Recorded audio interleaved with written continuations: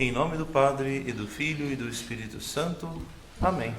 Ave Maria, cheia de graça, o Senhor é convosco. Bendita sois vós entre as mulheres, e bendito é o fruto do vosso ventre, Jesus. Santa Maria, Mãe de Deus, rogai por nós, pecadores, agora e na hora de nossa morte. Amém. Ó Maria, concebida sem pecado, rogai por nós que recorremos a vós.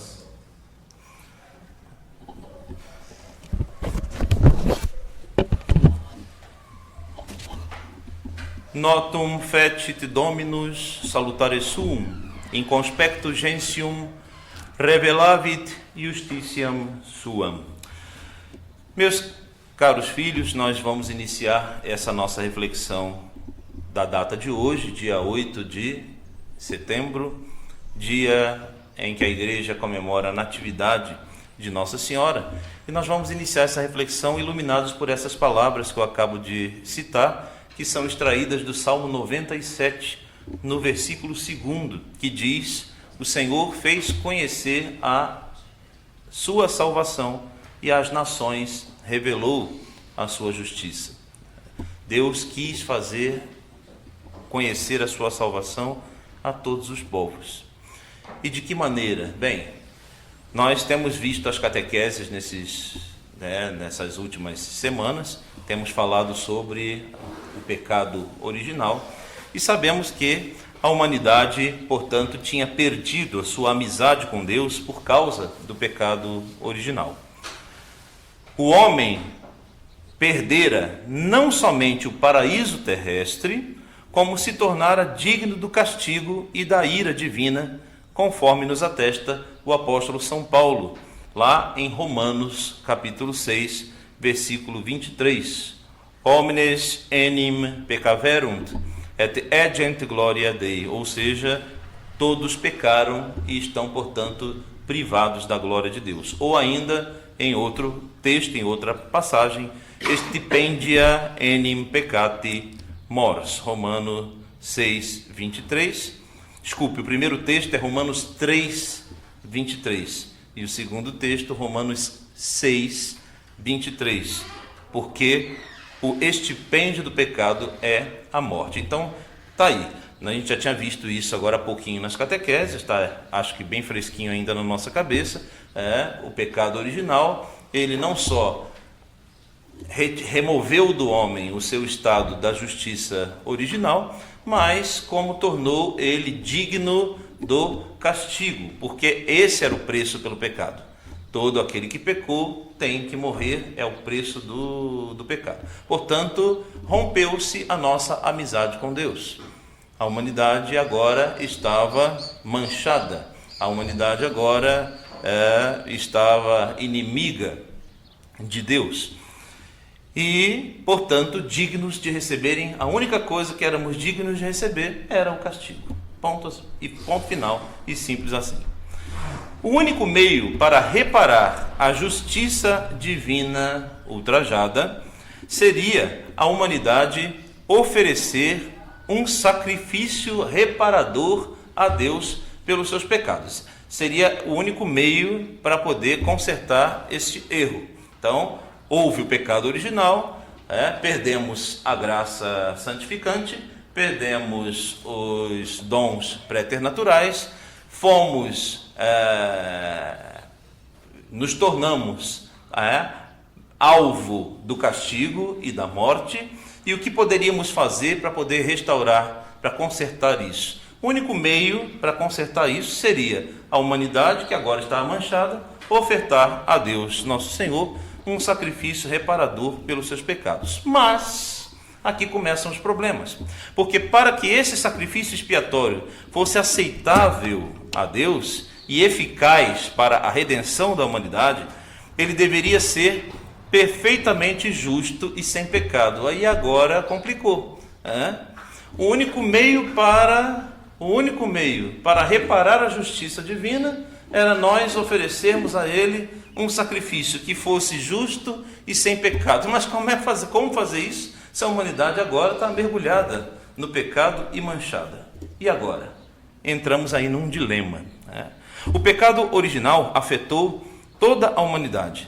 E como todos pecaram e estão contaminados por ele, pelo pecado original, como poderia então um ser humano oferecer um sacrifício perfeito e digno de expiação dos pecados? Como isso seria possível? Deus então, na sua bondade e misericórdia infinitas, na sua sabedoria, não quis abandonar o homem à sua própria sorte, como vai nos recordar o grande Santo Agostinho, lá no livro das Confissões, no livro 1 das Confissões, capítulo 6, Santo Agostinho diz: a tua misericórdia, Senhor, está acima de todas as tuas obras. Não nos abandonaste ao que somos por nós mesmos. Então Deus, na sua bondade, resolveu tomar a iniciativa. O homem não tinha muito o que fazer. Como oferecer um sacrifício perfeito e agradável a Deus se estamos manchados pelo pecado? Deus então resolve tomar a iniciativa para poder consertar essa questão. Deus não quis nos abandonar. Para que este sacrifício fosse possível, era necessário que houvesse alguém que, sendo verdadeiramente humano, também fosse isento de pecado. Mas onde estava essa pessoa? Quem, sendo verdadeiramente humano, seria isento de pecado? Foi então que Deus, transbordando de amor para com os homens, teve a mais sublime iniciativa. Imediatamente após a queda, Deus formou um plano para restaurar no homem, se não o estado de perfeição original ou de justiça original, pelo menos o estado de graça, também chamado graça santificante ou graça habitual. Então, como nós vimos inclusive nas últimas catequeses, a redenção restaura no homem o estado de graça. No pecado original perdemos tudo. Perdemos o estado de justiça original e perdemos a graça habitual. A redenção restaura em nós a graça santificante, mas não devolveu o estado de justiça original. Portanto, ainda temos a tal da concupiscência, mas eu não vou me alongar nisso porque já foi explorado nas catequeses passadas. Que plano então seria esse? Qual era o plano de Deus?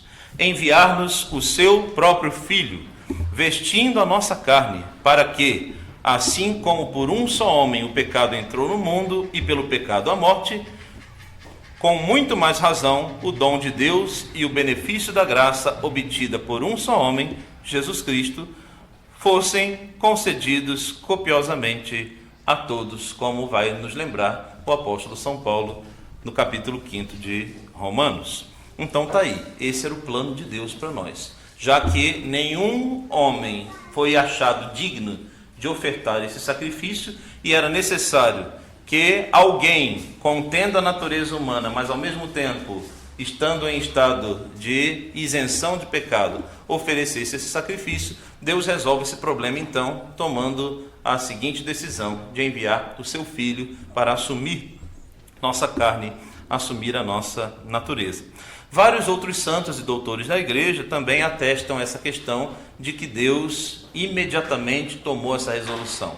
E, após a queda original, Deus não quis abandonar o ser humano, mas Deus imediatamente tomou essa iniciativa. Como, por exemplo, o santo Irineu de Lyon, na sua obra Adversus Hereses, livro 3, capítulo 22, nos diz: desde o princípio, o Verbo de Deus predestinou a encarnação e, com ela, a salvação do homem. Deus, ao ver que a queda de Adão não o deixou à sua própria sorte, mas preparou, desde então, o remédio da salvação, a plenitude dos tempos em Cristo.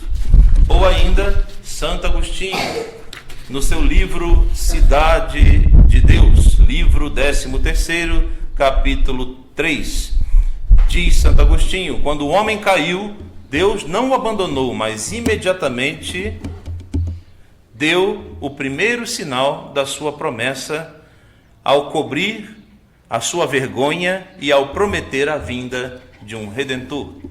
Ou ainda o Papa São Leão Magno, no sermão sobre o nascimento de Cristo nosso Senhor. Disse São Leão: imediatamente após a queda de nossos primeiros pais, Deus, em sua misericórdia, anunciou o futuro remédio e prometeu a vinda do Redentor, que haveria de esmagar a cabeça da serpente. Então está aí, Deus toma essa iniciativa de enviar a nós o seu Filho como remédio para a nossa situação. Padre, mas onde é que está Nossa Senhora nisso tudo? Já com o sermão de Nossa Senhora, calma que a gente vai chegar lá. Primeiro Deus tomou essa iniciativa, preciso enviar o meu Filho para salvar, para resgatar essa humanidade que está manchada. No entanto, mesmo assim, e agora que vem, mesmo assim, mesmo depois de ter tomado essa resolução, a humanidade ainda era considerada muito indigna de receber tamanho dom diretamente das mãos de Deus. Mesmo Deus tendo resolvido enviar o seu Filho, a humanidade era tão pecadora e indigna que não merecia receber tamanho presente diretamente das mãos de Deus. Foi então aí que Deus teve uma outra ideia para remediar essa situação. Deus pensou em uma medianeira para que através dela não só o Verbo divino recebesse a nossa humanidade, mas nós também recebêssemos o Redentor. Então, está aqui, Nossa Senhora resolvia a questão. Ela seria uma mediadora, porque através dela duas coisas aconteceriam. Através da Virgem Maria, o Verbo divino, que não tinha natureza humana, passa a adquiri-la, e a humanidade, ela passa a ser o veículo para trazer esse Verbo divino até nós. Contudo, como o Verbo divino, tão justo e tão santo, como que ele poderia nascer de uma pecadora? Aí tinha um outro problema.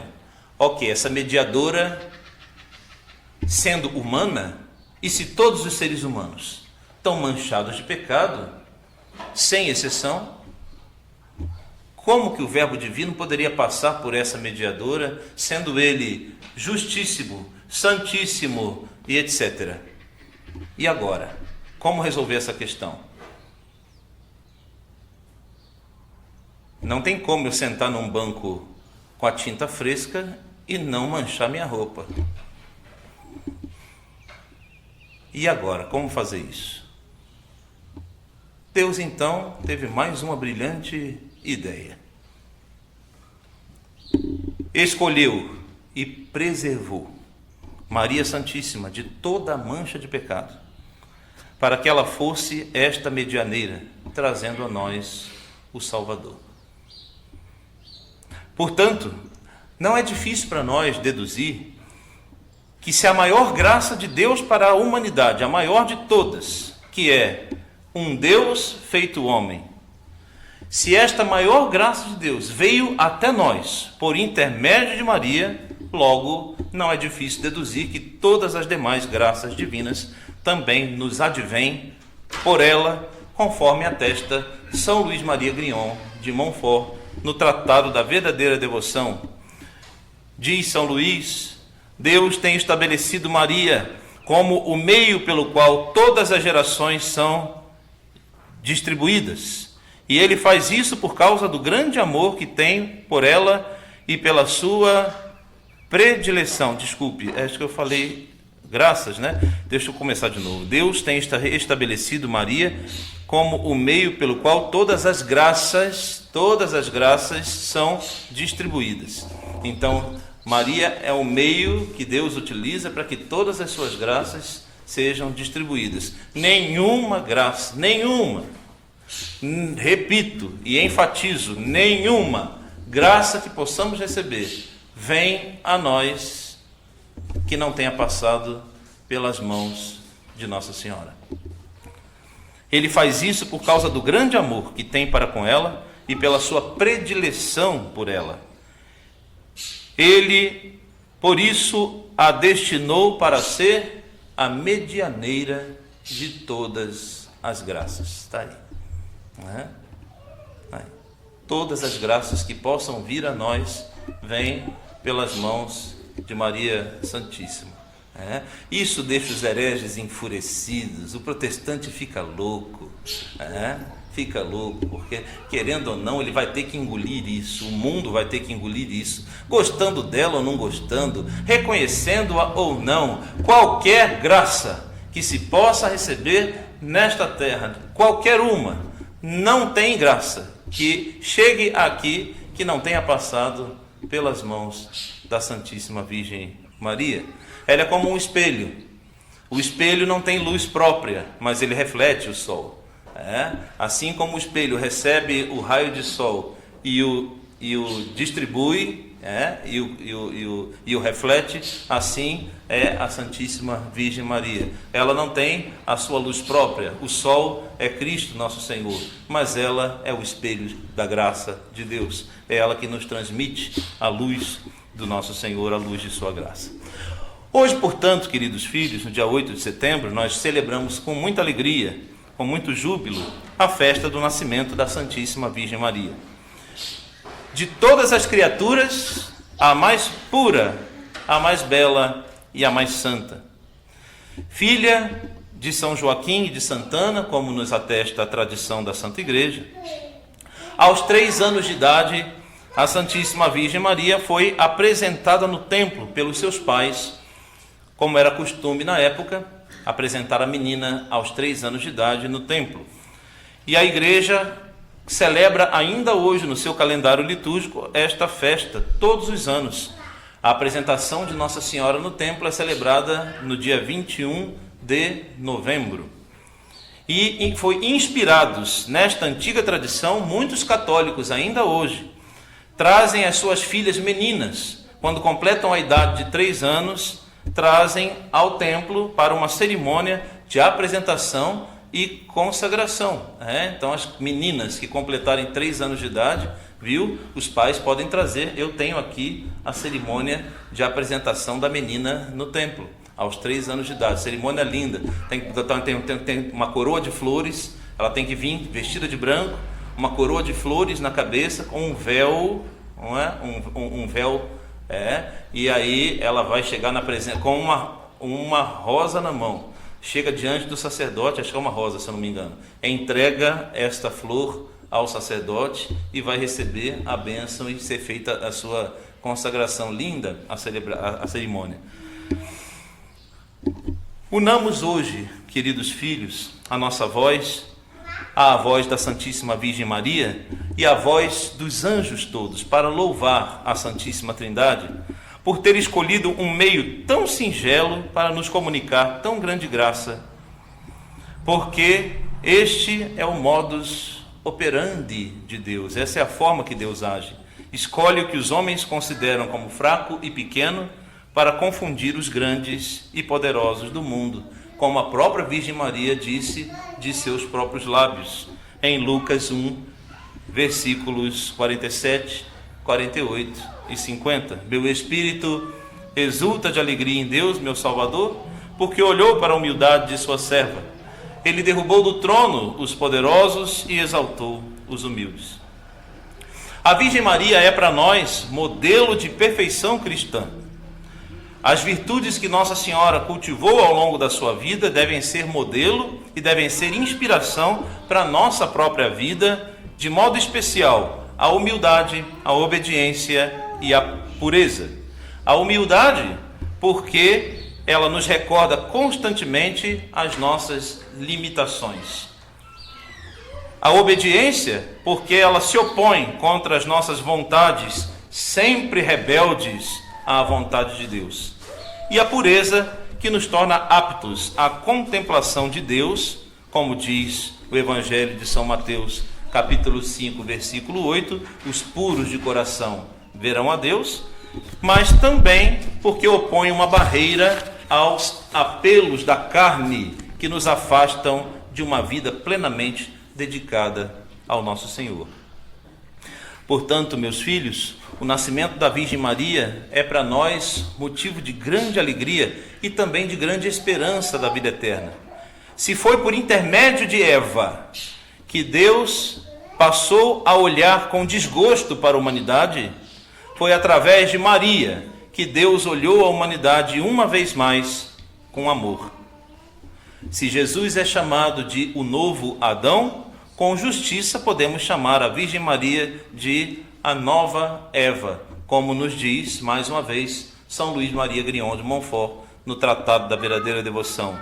Assim como Eva, pela sua desobediência, se tornou causa da nossa condenação, Maria, pela sua obediência, se tornou causa de nossa salvação.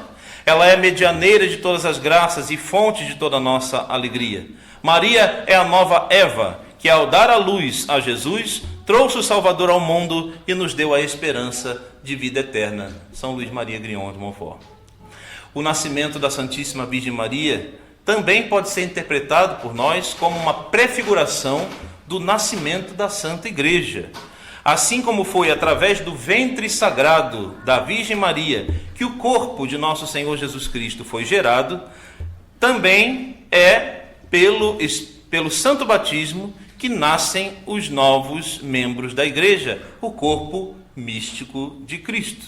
Dessa forma, Maria não é apenas a mãe de nosso Senhor, mas também a nossa mãe, mãe da Igreja. Filhos caríssimos, como já dizia o São Bernardo de Claraval, de Maria nunquam satis, quer dizer, de Maria jamais vamos falar o suficiente. Qualquer coisa que a gente fale sobre Maria ainda será muito pouco. O que eu quero dizer com isso? Eu poderia me estender muito mais aqui, falando um monte de coisas de Nossa Senhora, e certamente jamais vai se esgotar qualquer coisa que nós tenhamos a dizer da Virgem Maria. Resta-nos colocarmos-nos hoje e sempre debaixo da sua poderosíssima proteção e da sua intercessão.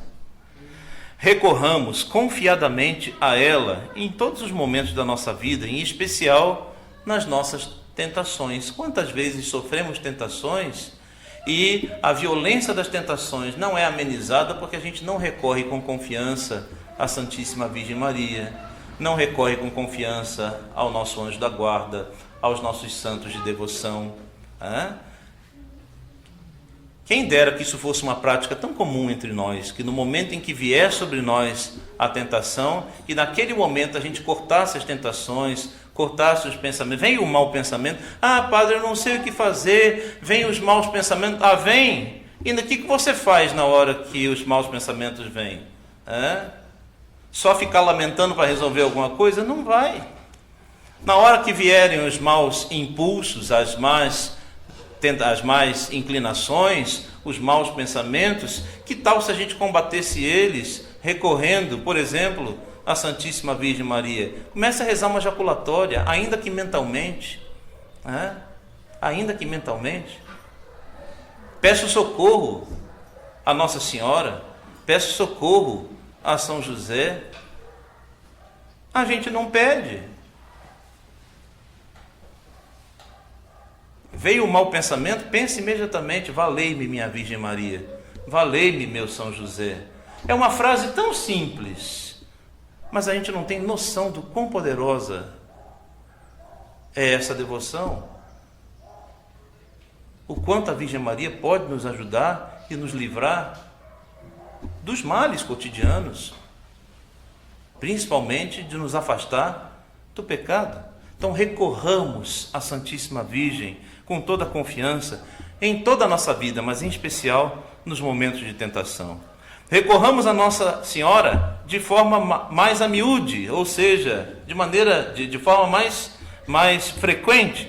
Dirijamos-lhe ao longo do dia pequenos atos de amor, pequenas jaculatórias. Estou trabalhando, eu estou no trânsito, eu estou indo. Faça um pequeno gesto de amor, uma pequena jaculatória. Sabe o que eu acho engraçado? É que na vida mundana, na vida cotidiana, o casalzinho, quando está lá apaixonado, nos primeiros, naquela expectativa ali de namoro ou de conquista, aí fica ele está pensando nela, ela está pensando nele. Aí hoje em dia tem o recurso da mensagem, aí manda uma mensagenzinha, manda um emojizinho de coração, manda não sei o que lá. Por que isso tudo? Porque aquilo ali no afã da conquista, né? No desejo da conquista, então eu quero demonstrar para o outro o meu carinho. Isso é um processo normal que a pessoa vai passar em vista, obviamente, eu estou falando aqui de um namoro santo e não dessas sem-vergonhices que tem por aí, de uma coisa sadia, né? Então é natural que a pessoa, eu quero demonstrar para aquela outra pessoa o meu carinho, quero demonstrar, estou pensando em ti, quero demonstrar, então é natural. E por que a gente não faz essas demonstrações de amor para com Nossa Senhora, por exemplo? E se ao longo do dia disséssemos mais jaculatórias ou pequenos atos de amor a Nossa Senhora? E se ao longo do dia, sei lá, uma frase tão simples, tão pequenininha, que não vai me tomar tempo nenhum,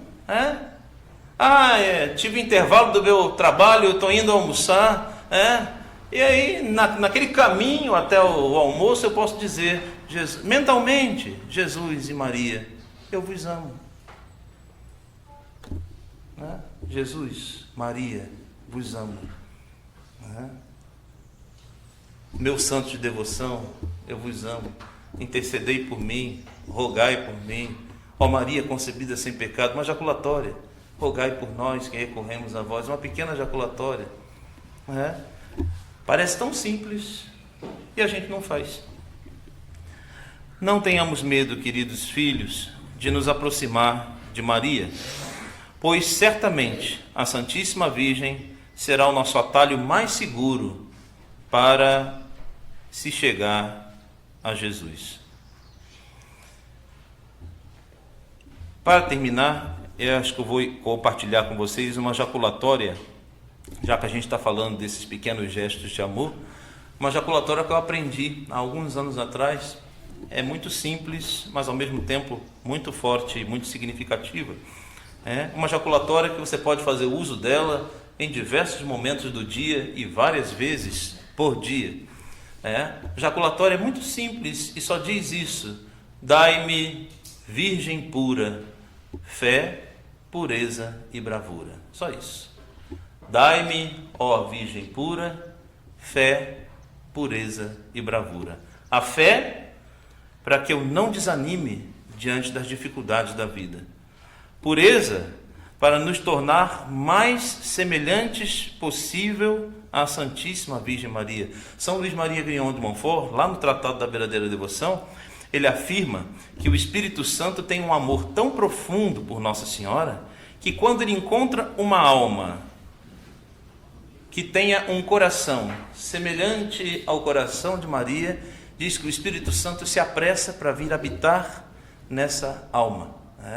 Ele ama tanto, o Espírito Santo ama tanto a Nossa Senhora, que quando uma alma se esforça para imitar as virtudes de Nossa Senhora, para ser o mais parecido possível com Nossa Senhora, quando uma pessoa se esforça para ser o mais parecida possível com Nossa Senhora, o Espírito Santo tem a maior alegria e se apressa para habitar nesta pessoa, porque reconhece nela a presença de sua Santíssima Esposa. Isso é lindo demais. Isso é lindo demais. Portanto, a pureza é uma destas virtudes que atrai sobre nós a graça do Santo Espírito.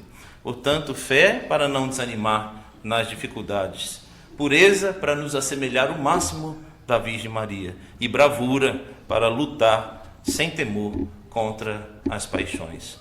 Dai-me, Virgem pura, fé, pureza e bravura. Tem uma outra jaculatóriazinha também que eu aprendi há alguns anos atrás e que essa é muito útil, sobretudo na Santa Missa. E você pode utilizar na Santa Missa, naquele momento em que você estiver se preparando para receber a Sagrada Comunhão, enquanto caminha em direção à mesa da comunhão, você pode recorrer também à Virgem Maria. Padre? Sim, pode recorrer à Virgem Maria. Dizendo a seguinte jaculatória: ó Maria, Mãe do amor, preparai meu coração para receber nosso Senhor. Ó Maria, Mãe do amor, preparai meu coração para receber. Que coisa linda de se dizer, né? Em vez de estar a caminho da Sagrada Comunhão, pensando no almoço que vai vir depois, ou se distraindo com qualquer outra coisa besta. Olha que coisa linda. Estou pedindo a Nossa Senhora, ela, o primeiro sacrário vivo que acolheu dentro de si o Verbo de Deus feito homem, ela preparar o nosso coração, que naquele momento eu também me tornarei um sacrário. Então, ó Maria, Mãe do amor, preparai meu coração para receber nosso Senhor. Dai-me, ó Virgem pura, fé, pureza e bravura. Ó Maria concebida sem pecado, rogai por nós e recorremos a vós. Amém. Em nome do Pai, do Filho e do Espírito Santo. Amém.